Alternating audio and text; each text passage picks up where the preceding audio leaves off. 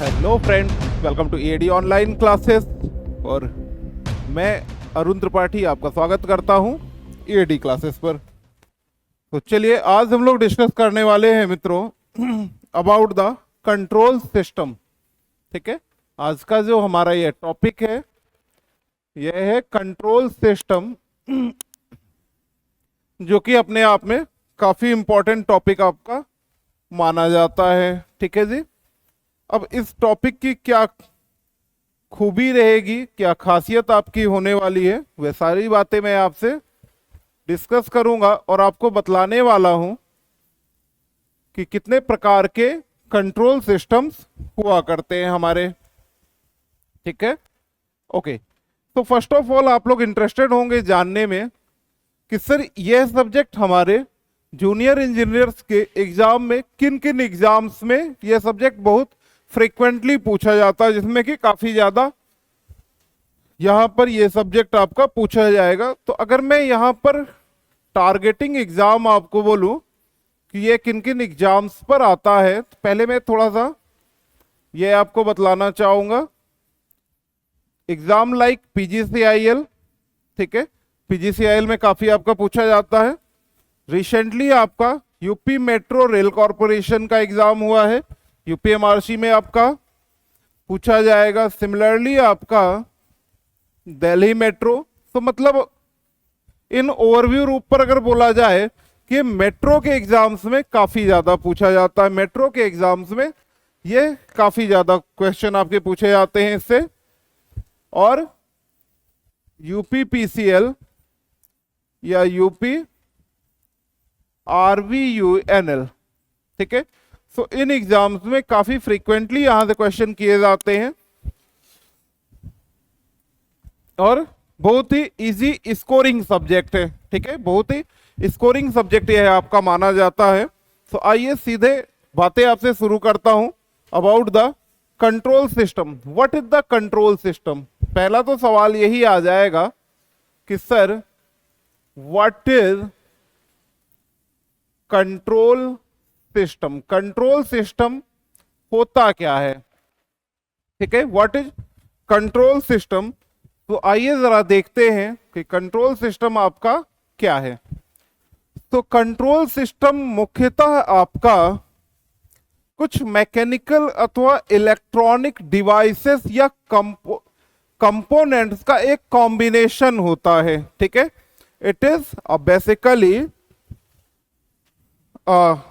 Mechanical और electronic और electrical devices combined in a system.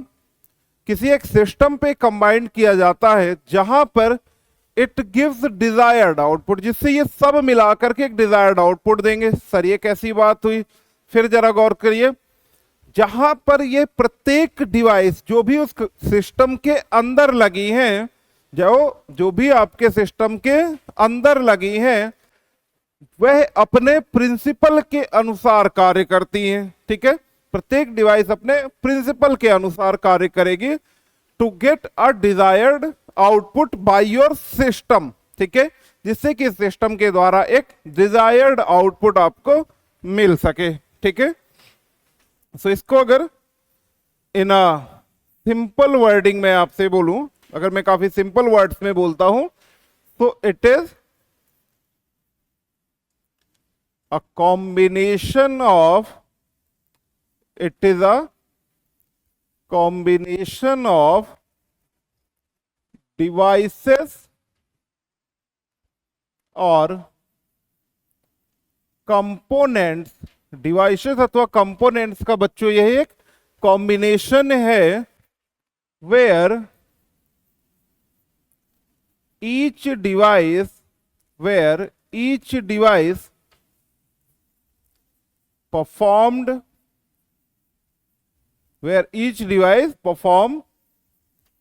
according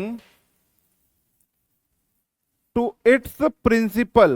ठीक है, जहां पर प्रत्येक जो भी डिवाइस है, जो भी एलिमेंट है, वह अपने प्रिंसिपल के अकॉर्डिंग ऑपरेट करने वाली हैं to get desired output of control system, जिससे कि यह जो कंट्रोल सिस्टम है वह आपको एक डिजायर्ड आउटपुट प्रदान कर सके, डिजायर्ड आउटपुट प्रदान कर सके। फॉर एग्जाम्पल, क्योंकि आप इलेक्ट्रिकल इंजीनियर्स हैं तो आपको यह एग्जाम्पल ज्यादा अच्छा समझ में आएगा।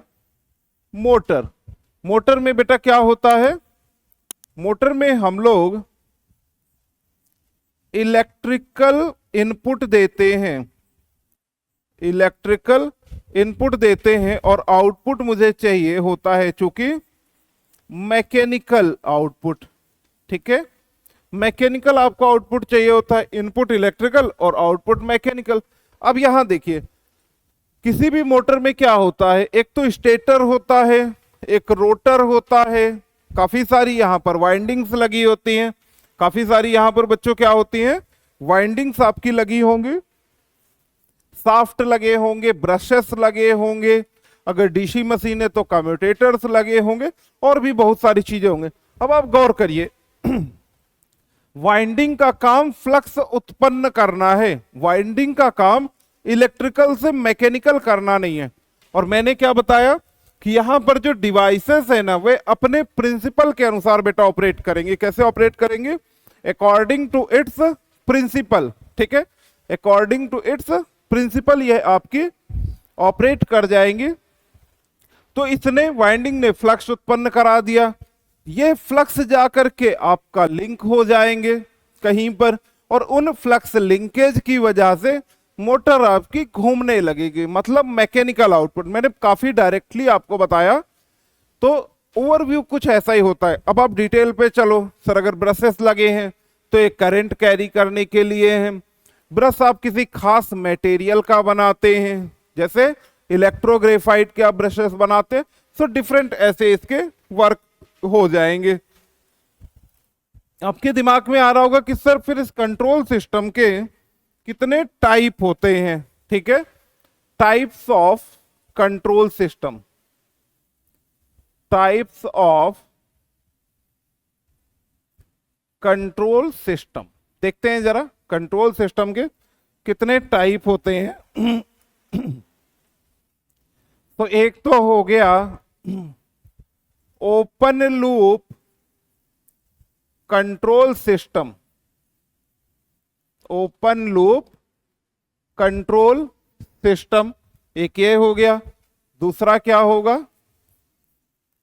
दूसरा हो जाएगा दोस्तों close loop control system, close loop control system, है ना। तो एक तो हो गया ओपन लूप कंट्रोल सिस्टम और दूसरा हो गया हमारा क्लोज लूप कंट्रोल सिस्टम। आइए जरा जानते हैं इनके बारे में कि ओपन लूप कंट्रोल सिस्टम क्या होता है। ओपन लूप कंट्रोल सिस्टम होता क्या है, मतलब आप देखो, अगर आप इसका शाब्दिक अर्थ भी निकालते हैं ना दोस्तों, अगर आप इनका शाब्दिक अर्थ भी निकालें तो क्या दिख रहा है कि एक लूप है लेकिन क्लोज नहीं है, तो लूप बना ही नहीं वास्तव में, तो वह लूप आपका ओवरव्यू पर बना ही नहीं फिर तो ऐसा कंट्रोल सिस्टम। अब देखिएगा,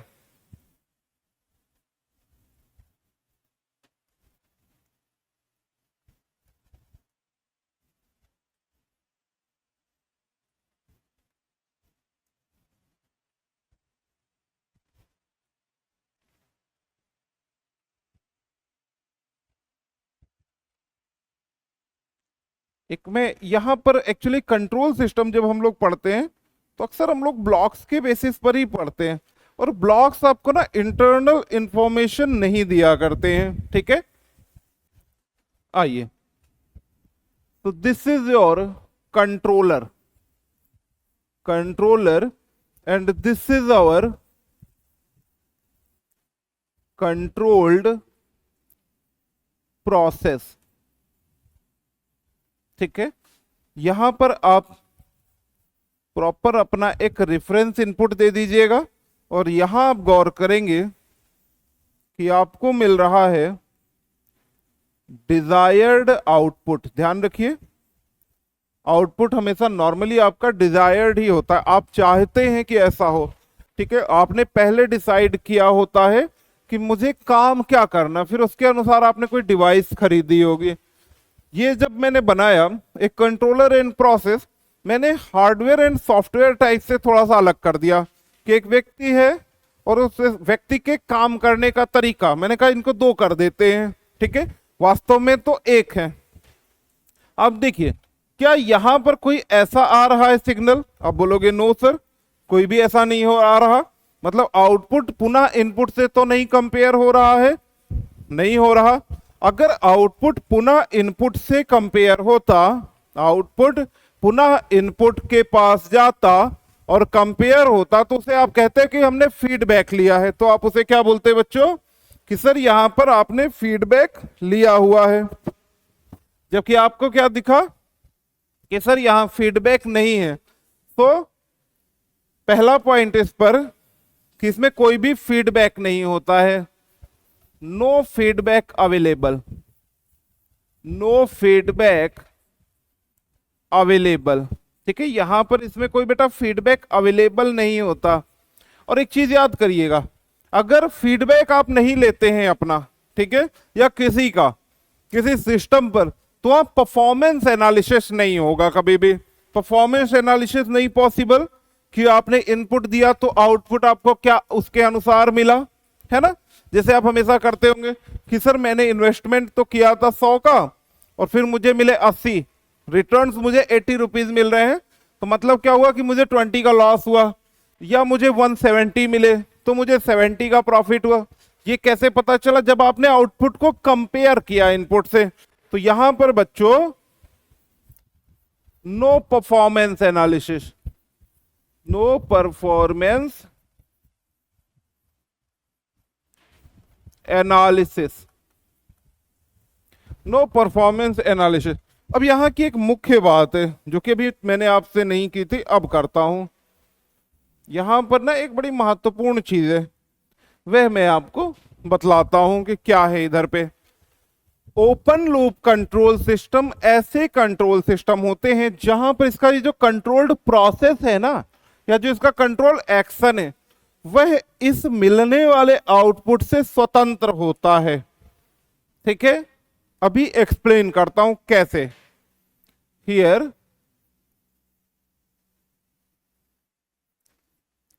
control action is independent of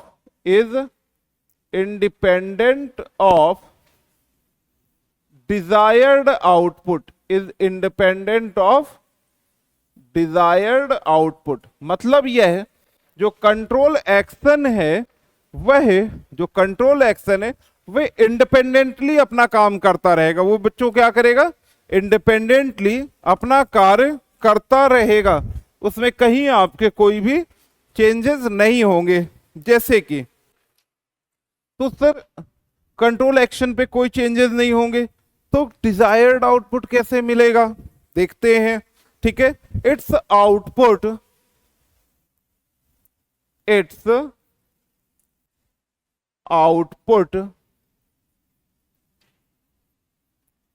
mainly depends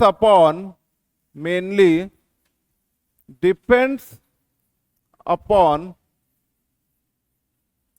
accuracy of input signal. ये कह रहा है कि इनपुट सिग्नल कैसा है उसके अनुरूप यह निर्भर करेगा, ठीक है, उसके अनुरूप निर्भर करेगा। अब यहां एग्जाम्पल काफी जरूरी हो गया है, यहां पर ना बच्चों एग्जाम्पल काफी ज्यादा जरूरी हो गया है, तो इसलिए पहले इसको बता ही देता हूं। क्या एग्जाम्पल? एक सिंपल सा एग्जाम्पल देता हूं, इलेक्ट्रिक बल्ब। एक आपको एग्जाम्पल देते हैं बच्चों, इलेक्ट्रिक बल्ब, ठीक है। या एक और ले लीजिए, इमर्शन रॉड, ठीक है, इमर्शन रॉड ले लीजिए, इलेक्ट्रिक बल्ब ले लीजिए। ये सारे एग्जांपल्स आपके जो हैं वे ओपन लूप कंट्रोल सिस्टम के होते हैं। आइए मैं अपनी बात को फुलफिल करवाता हूं। जैसे कि आपके घरों पर बल्ब लगे होंगे, है ना? नहीं सर एलईडी लगी हुई है, एलसीडी लगा हुआ है, हाँ तो वही जो भी लगा हुआ है। नहीं सर हमारे यहाँ ट्यूबलाइट लगी है, भाई ट्यूबलाइट भी चलेगी, ठीक है। तो ये जो भी है ओपन लूप। अब देखो इनकी एक मैकेनिज्म है, जैसे जो टंगस्टन फिलामेंट लैंप है, जो बल्ब है, उसमें क्या होता है कि जब आप इलेक्ट्रिसिटी सप्लाई करते हैं तो जो फिलामेंट है ना वह गर्म होता है, वह हीट करता है, जिससे कि लाइट वह उत्पन्न करता है। ये इसका प्रोसीजर है, ठीक है। और लाइट उत्पन्न करेगा, फिर बल्ब लगा हुआ है, फिर वो चमकेगा, और उसके चारों तरफ आपका क्या है, एक शीशे का आपका आवरण है, फिर वो चमकेगा और पूरे रूम पर उजाला हो जाएगा। अब गौर करिए, अगर वोल्टेज कम आता है, अगर वोल्टेज बच्चों कम आता है तो क्या होगा सर? अगर वोल्टेज कम आएगा तो ब्राइटनेस कम मिला करती है हमको। ब्राइटनेस कम क्यों मिली, यह सवाल था मेरा दोस्त। क्योंकि मैकेनिज्म चेंज नहीं होगी, it depends upon accuracy of input signal, कि आपने इनपुट सिग्नल कैसा प्रोवाइड किया। तो मुख्यतः एक इस पर निर्भर किया कि इनपुट सिग्नल आपने कैसा प्रोवाइड किया था, ठीक है। इसमें ऐसा तो नहीं हुआ कि नहीं बच्चे को पढ़ाई करनी थी, ये तो स्टडी रूम है, तो बल्ब कम वोल्टेज पर भी पर्याप्त ब्राइटनेस दे, नहीं दे सकता है, ठीक है। ये इसके साथ एक छोटी सी समस्या होती है। लेकिन अगर आप एक करेक्ट इनपुट देते हैं देन यह आपको आपकी इच्छा के अनुरूप आउटपुट प्रदान करता है, इच्छा के अनुरूप आउटपुट देता है। और example, field control DC motor,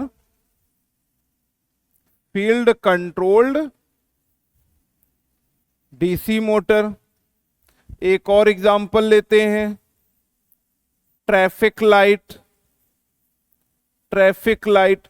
अब ट्रैफिक लाइट भी अब देखो, जो टाइमर सेट होता है ना लाइट्स का, उसी टाइमर के अकॉर्डिंग वह अपना घूम रही होती हैं, ठीक है।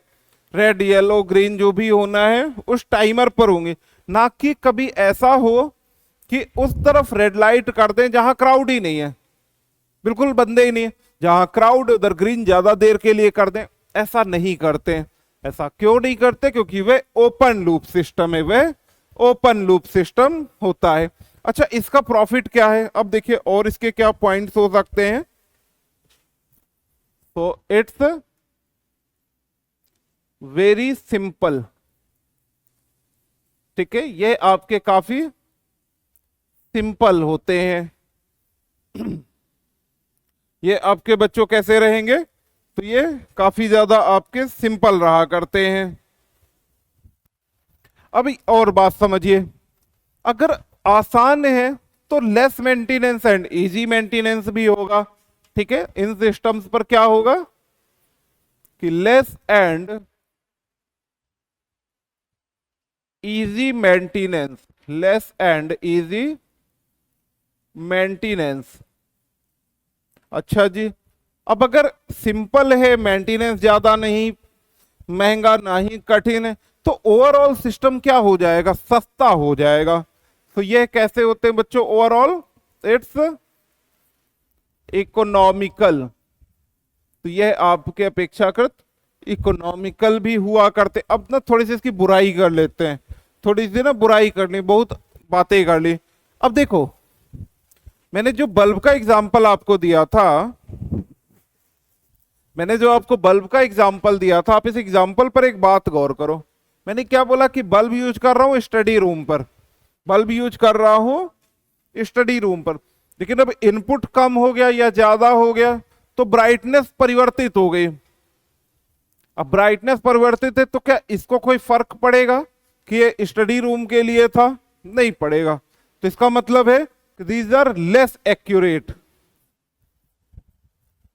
Less accurate.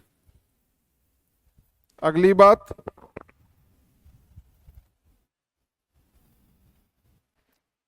It's slow. इनका रिस्पांस जो होता है ना बच्चों, वह क्या होता है? वह आपका स्लो हुआ करता है। रिस्पांस जो रहेगा वह स्लो रहेगा ओवरऑल। अगली बात, ये सिस्टम, अब देखो ये ना हंसी खुशी बढ़िया चल रहा है जीवन, जो आ रहा है वो लिया उसी में खुश हैं, कंपैरिजन नहीं कर रहे। जब आप बड़ा एक ह्यूमन नेचर है, आप गौर करते होंगे कि आपने कंपेयर किया किसी से, कि आपके कई बार आप देखते होंगे ना कि रिलेटिव फ्रेंड्स कुछ कंपेयर करते होंगे आपसे कि नहीं नहीं यार तुम तो ऐसे हो, तुम इससे कम हो, तुम इससे ज्यादा हो। तो जब आपको कोई बार बार ही बोलता होगा ना नहीं नहीं आप इससे तो कमजोर हो, इससे भी देखो कमजोर हो, तो आप ना परेशान हो जाते होगे, बोले यार नहीं सुनना ना मुझे, कंपैरिजन लगातार मेरे को परेशान कर रखा। मतलब है कि स्टेबिलिटी आपकी प्रभावित हुई थी, इधर परफॉर्मेंस एनालिसिस ही नहीं हुआ। यहां जो बोल रहे हैं, बोले नहीं आप जैसे हैं वैसे बहुत अच्छे हैं, तो इसका मतलब क्या हुआ कि these are more stable.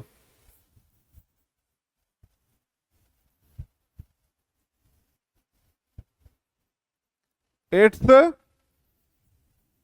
More stable. ये सिस्टम बच्चों कैसे होते हैं, आपके काफी स्टेबल सिस्टम्स आपके माने जाते हैं। ठीक है जी, अच्छा जी। तो ये रही आपकी बातें कुछ ओपन लूप कंट्रोल सिस्टम से रिलेटेड, और भी हैं बातें फिर की जाएंगी। अगली बात, अब चलते हैं closed loop control system. Closed loop control system,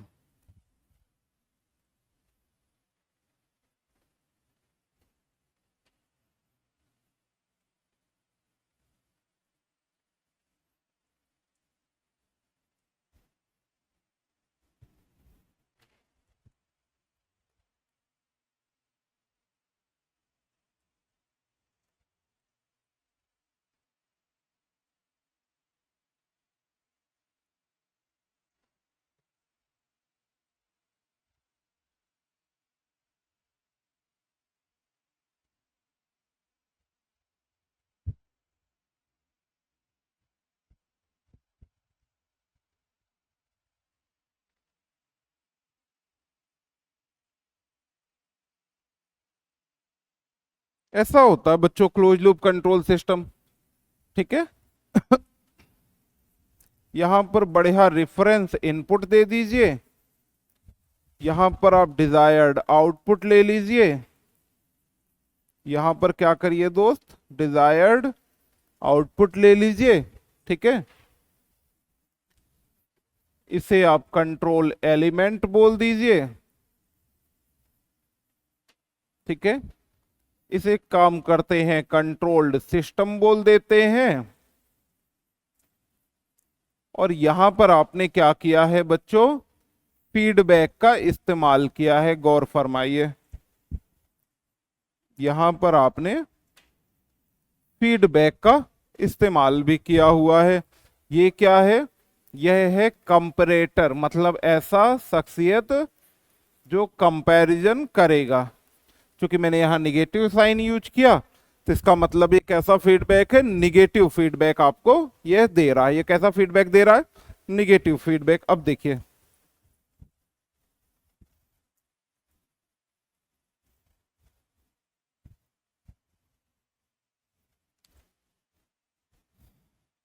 इसका ना जो कंट्रोल एक्शन है, it's control action depends upon, its control action depends upon desired output, depends upon desired output। ये किस पर निर्भर करता है, कंट्रोल एक्शन जो है वह डिजायर आउटपुट पर निर्भर करता। मतलब सर, मतलब जो मेन मैकेनिज्म है ना, जिस सिद्धांत पर ये काम करता ना, ये उस सिद्धांत को ही थोड़ा बहुत ऊपर नीचे कर देगा। ये कहेगा कोई बात नहीं, जैसे कि अगर आप 6 आवर आपने डिसाइड किया था पढ़ाई का, किंतु एग्जाम टाइम पर आप 10 आवर पढ़ने लगते हैं, करते हैं ना आप ये। तो यही चीज कि यहां पर ये अपने कंट्रोल एक्शन को बदल सकता है अपने डिजायर्ड आउटपुट के लिए। क्योंकि डिजायर है कि मुझे जेई बनना है, मुझे जूनियर इंजीनियर बनना है, तो मैं थोड़ा सा और पढ़ लेता हूं, या एक काम करता हूं कि टेक्निकल के साथ 1 घंटे नॉन टेक भी पढ़ना शुरू करूंगा, या मैं इन सब्जेक्ट्स को भी पढ़ने लगता हूं। ये है कंट्रोल एक्शन का चेंज होना, ठीक है। तो जब आप ये किया, अच्छा आपने ये किया क्यों? क्योंकि आपको लगा ना कि भाई कम मेरा हो रहा है मेहनत, आपको ये लगा होगा कि मैं जैसे पढ़ रहा हूं सभी मेरे मार्क्स उतने अच्छे नहीं बन रहे जितने मुझे चाहिए। तो आपने क्या किया कि परफॉर्मेंस एनालिसिस किया था।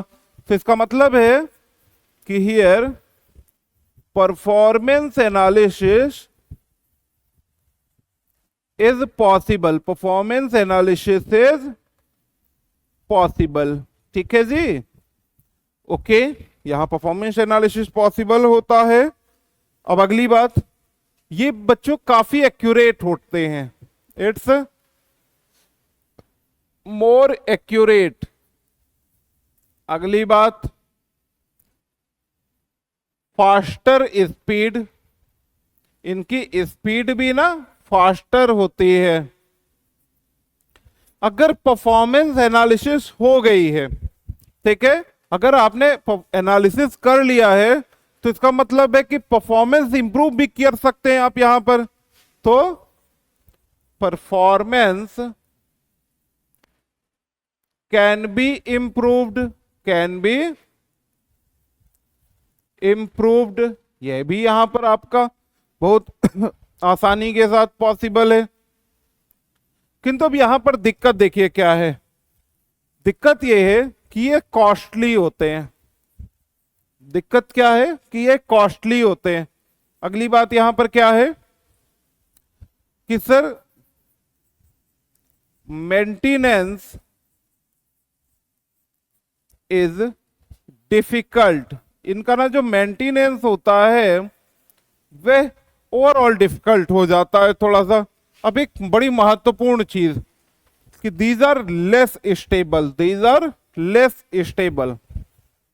मैं लेस स्टेबल बेटा बोल रहा हूं, इसका मतलब यह नहीं है कि मैं आपसे इसको अनस्टेबल बोल रहा हूं, ठीक है। इनकी स्टेबिलिटी थोड़ी सी कम आपकी हुआ करती है। ओके, सो इवन इसी टॉपिक से हमारे काफी सारे क्वेश्चंस आते हैं, इनसे रिलेट करते हुए मेरे क्वेश्चंस आते हैं डिफरेंट जूनियर इंजीनियर और असिस्टेंट इंजीनियर के एग्जाम्स में। तो जुड़े रहें ईएडी परिवार के साथ, अपना ध्यान रखें, बहुत बहुत धन्यवाद।